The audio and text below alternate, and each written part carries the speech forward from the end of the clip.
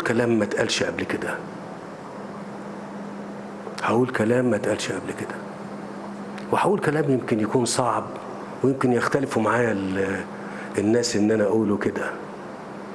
انا عايز اقول لكم الجيش المصري قعد 20 سنة،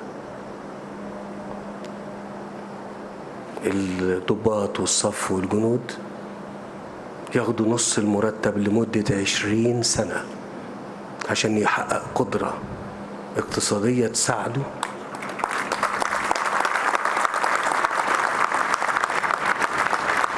يمكن زي ما بقول يمكن في ناس تختلف معايا، يقول لي ما كانش المفروض انك تقول الكلمتين دول. لا، انا بقوله لهم لكم عشان تعرفوا ان الجيش كان دايما قدام عينيه مصر، مصر بس مش حد تاني.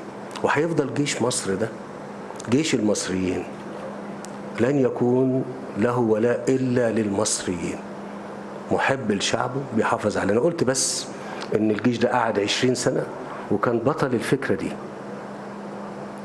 اسمحوا لي ان انا اوجه له التحية ليه لوحده، السيد المشير حسين طنطاوي.